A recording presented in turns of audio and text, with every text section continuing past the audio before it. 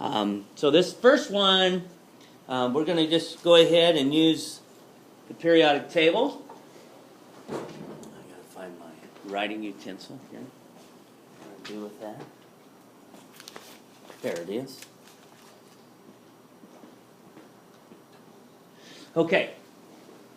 So with the use of the periodic table in front of you, you have to fill in the rest of the blanks. So the 32 tells you what element it is. What element is it?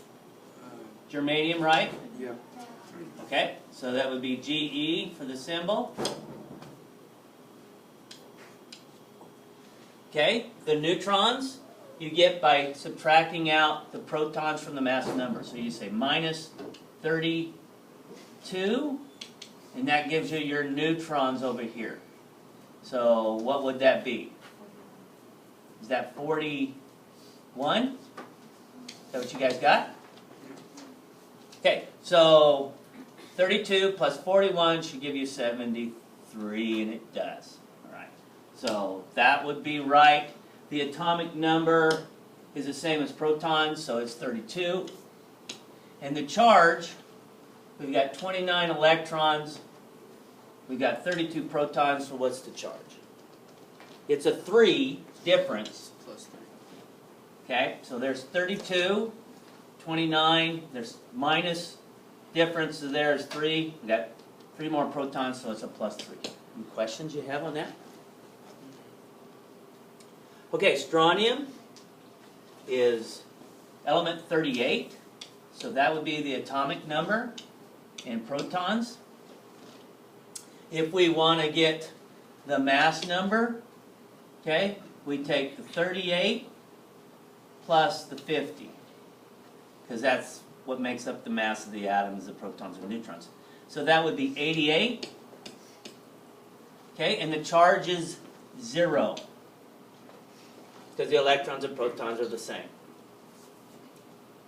Okay, so this one, we're given electrons, and we're given a minus 1.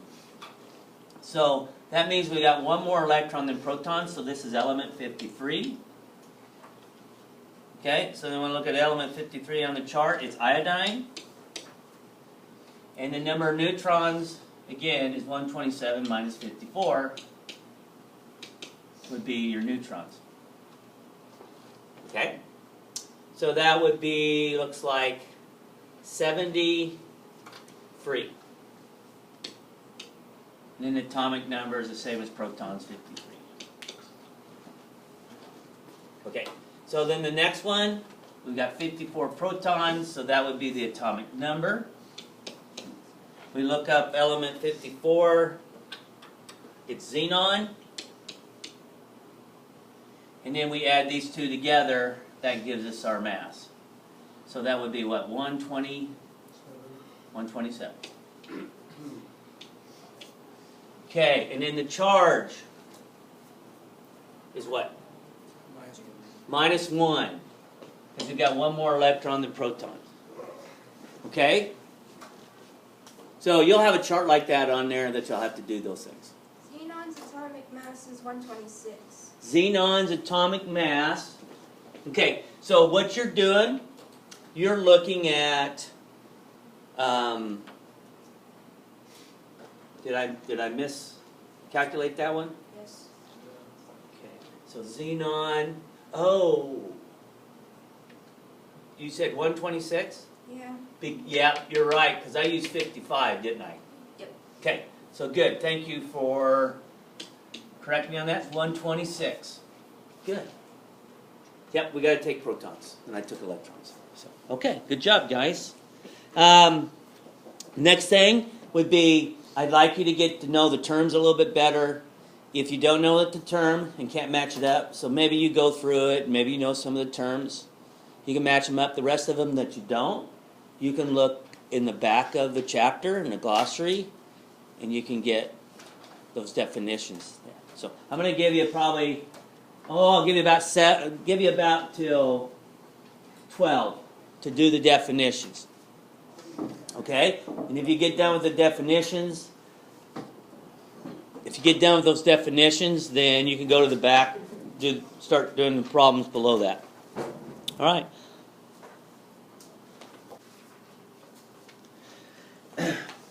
So we're trying to match them up.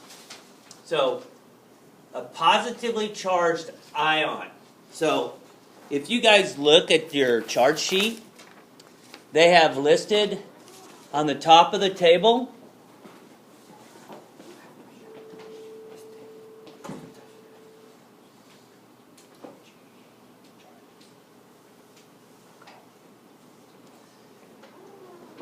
So if you look at this, it has the top grouping is cations. So if you're like, we've never seen the word cation, it's right up there. So all of these are positive atoms. So positive charge ion is a positive charge atom, and that would be a cation. So it would be B. All right, so the first one's B. Any questions on that? The atom of the same element with a different number of neutrons. So it's the same atom, but it has a different number of neutrons in the nucleus. Kind of like the penny, the copper penny that are heavy and light. And that would be an isotope. So that's I. The number of neutrons and protons added together. That's going to be the mass number, G. The smallest whole number ratio of ions that make up an ionic compound. Something that we haven't talked much about, but that's called a formula unit. So that would be C. A negatively charged ion is also on your charge sheet, and it says anions, and they're all negative. So if that's the case, that's an anion. So that would be A. A group of nonmetals that are very reactive. So which one's up here? A group of nonmetals that are very reactive. It would be group 17. It'd be the halogens. Okay, so that would be J. Positively charged atomic particles. So sometimes we get charged ion and particle mixed up. So if it's a particle, it's a proton. So that would be E. You could have got those mixed up. The portion of the atom that contains protons and neutrons. Well, that's in the nucleus. Okay, so that would be D. You could have got 3 mixed up with that one too, because they're real similar. 2 or more atoms hooked together. An example is SO4. That's a polyatomic ion. Poly means 2 or more hooked together. So that's F. And a group of elements that are soft and malleable and extremely reactive and have a -1 or a +1 charge, that is the alkaline metals. Any questions with those? Okay, so I remember the last test. Students had multiple choice questions and they were struggling with the terms. Okay, so that gives you an idea what terms are on there. You could study that. There's also a review that I have in Google Classroom that you can also get more practice. Okay, so I just made a concerted effort to try to do some more with terms, which you have to do. Okay, we'll just go through this next part really quick because we're kind of running out of time. We want to get through everything as much as we can. So when an element loses an electron. Is there number 3 and 4? Oh, yeah, there is 3 and 4 because I didn't include that on there. So number 3, the answer, nonmetals on the periodic table tend to form. If you look at your chart here, nonmetals, they're all down below, so that would be anions. And then metals on the chart are all up here, up above. Those are metals. Okay? So then it says when an atom loses an electron. So if it loses an electron, is it going to be positive or negative? It's going to be positive. Yep. So because if it loses electrons, so like if we start out, we have 60 protons to begin with and 60 electrons, and then we take an electron out. So we'll take minus 1 electron. Then we have 59 electrons. So protons and electrons don't equal, and you got one more proton than electron, so that's why it's a cation. Okay, does that make sense? Yep. So then when an element gains an electron, it'd be like this example. We got 60 protons and 60 electrons in an atom that's neutral. And then we add an electron. So now we have 61 electrons. And what it's going to form a negative charge. And so that's the anion. When a cation and anion combine to form a neutral compound, it's an ionic compound. So what we've been doing is we've been putting together ionic compounds. Okay, so number 8, you guys remember our grouping activity? Where we grouped them? How did we group the horizontal rows? What did we use? Remember? When we try to group them across atomic number. And then how did we group the columns? Remember how we grouped the columns? They were based upon what characteristic? Reactivity. I know that's been a while ago, but that's what it's grouped on. Okay. I'm going to have you do this next part here later. All right? So can you guys get out your notes? And the key note I'm looking for, or the worksheet I'm looking for that will really help you on the test, the study, is the one that looks like this. It has Unit 1, B through B4, Content Reading Guide. Looks like this, and on the back there is a chart you got notes on. So you should look for this that has a periodic table that you guys took notes on. And then the front side, it has some terms and characteristics of the periodic table.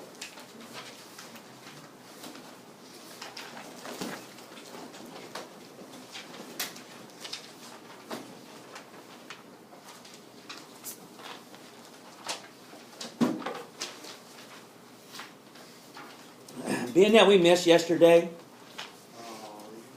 I am not going to get through all of this because I want you to take a look at pulling out this worksheet as well so I can go through it with you. So this was you were given 2 days ago. And you were asked to complete it. I think Monday you had it. We kind of went through it. And then I had you finish the backside. So if you get that out, I'm going to go through this instead of the rest of the review. The rest of the review I'm going to post. And so you can look up the rest of the review. I'll just post it because it just was shorter time today and we missed yesterday. And I didn't even think about you guys being gone yesterday on Monday. I would have gave you the review to have it done.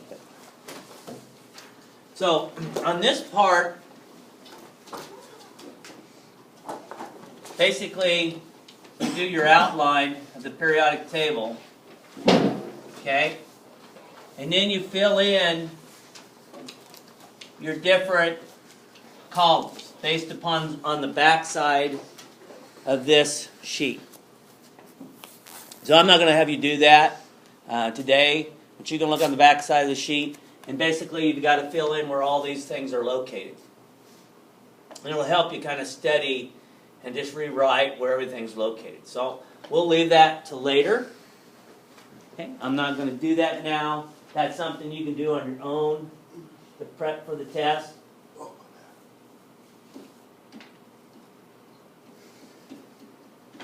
I'm going to have you do this on your own. I think you guys did a really nice job on a review worksheet on 11, 10, and 11. So I'm going to leave that up to you, and I'll put the answer sheet online as well. So the part we just have not practiced a lot is this one. And if you could do something for me, as well as to get out the sheet that has that looks like the activity table. Yep, it's the activity table. So it looks like this. So have that out. That's the last thing we studied. And that's the last thing we're going to go over.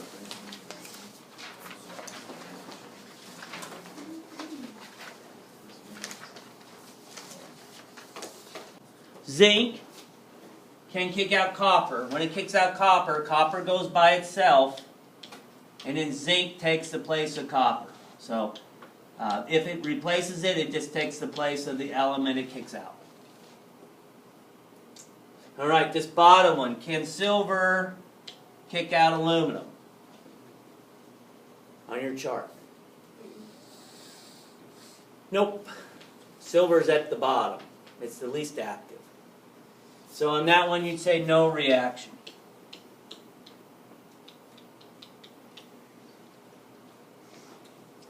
And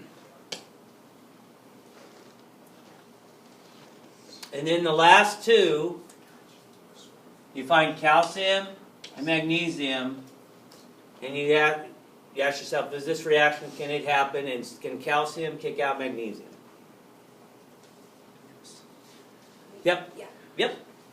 So it kicks it out, takes its place. Magnesium is replaced by calcium. Okay? And then the last one asks, can mercury react with aluminum nitrate? No. So you're right, no reaction. Any questions on that? Okay, so I'm going to let you finish this on your own. On the back side are questions like we have done in class 9 through 14, and I'll put this answers on Google Classroom. You can check your answers, okay? And then something that's a little different. Okay, so we're going to finish this activity here, or the review. So we made an outline of the periodic table, and we got group 1, group 2, group 17, and group 18. Okay, the first two groups are families. Okay, so we're going to take the alkaline metals. They go here.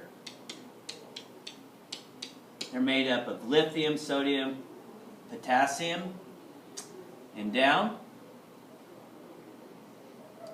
Then the next group is the alkaline earth metals.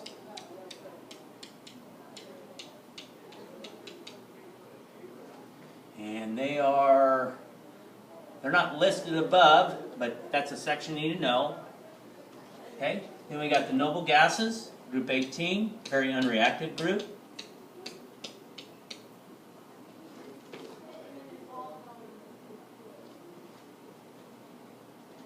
Okay, the halogens.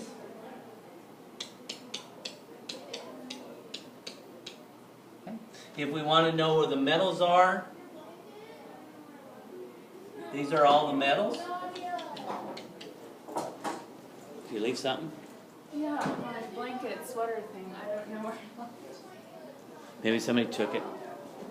What? Maybe somebody took it with them and was going to give them to you. I don't Give it to know. you. So the metals are in this section. Okay. Then you got the non-metals. That's where these are at. Then you got your metalloids in a small section here. So we got the metalloids, non-metals, metals. Now groups go up and down. Okay, so these are the groups. And then when we look at the period, they go across. So period goes across. So you got that chart. to study in your notes. On this here, we're going to go ahead and make use of the chart sheet with the names. So we look up NaF, that's sodium. And then we look up F, it's fluoride. Next one, we look up Ca, that's calcium. And then we look up Cl, that's chloride. Next one, we look up silver. And then CO3 is carbonate. Now the next one, last one, a lot of students will miss. We look up Pb. Pb can be a +2 or a +4. So you have to decide which one it is. So then you look at SO3. SO3 is sulfite. And the first one's lead. But we got to determine, is it a +2 or is it a +4 lead? So we look up SO3 and it's a -2. So since it's a -2, lead has to be a +2. So lead 2 sulfite. On the next one, we're going to look up the sodium ion, it's Na+. We're going to look carbonate up, CO3 -2. So then we realize we got to have a bigger plus charge to balance out the -2 charge. So we need 2 NAs. So it'd be Na2CO3. Aluminum is a +3. Sulfide is a -2. So that's where they switch places, remember? So on that would be Al2S3. Ammonium's NH4. +1. Bromine, -1. So that's NH4Br. They balance out. And the last one is cadmium's a +2. And iodine's a -1. So we need 2 iodines. So that's CdI2. Okay? And that gets us to the last chart that you have to know how to do. If you look at your activity table, the activity table starts at lithium and it goes down to gold. So you got to make sure you have that handy. Let me see if I can maybe locate that table. Kind of show you what we mean by that.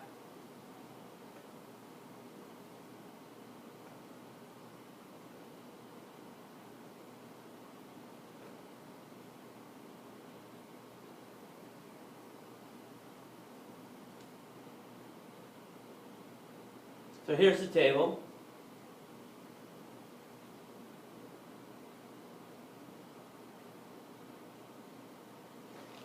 And I can go back and forth between this to kind of show you some things. Lithium's at the top. Gold, we can barely see, is at the bottom. So, when we take a look at this first one, we got to look at magnesium and calcium and compare them. So, will magnesium replace calcium? We go to our list. Here's magnesium. Here's calcium. Magnesium's below. It can't replace. So, because it can't replace, we say it's a no reaction.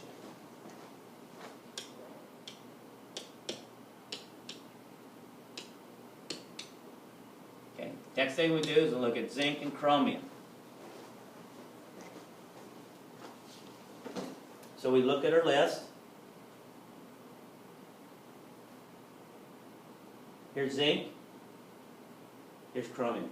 Just right above it. So it should replace it because it's above it. So what we do is we just replace the chromium with the zinc. And so it'd be ZnNO3 2. plus chromium. And then the last one, we got to look at silver and aluminum. Here's silver, here's aluminum. It can't happen. So that will not take place. So the last one's a no reaction. So that's your review. That's all the answers for the review. I'll go ahead and post the hard copy too, so you can see it directly. And so make sure you stay for the test. There is a Google form that I'm going to show you that you guys can work through. And that Google form looks like this. And it has the answers all built in that you guys can do and practice. And so it's worth 18 points, and you can kind of see how you do on the terms and some of the different problems. So, and the test is going to be on Thursday, tomorrow.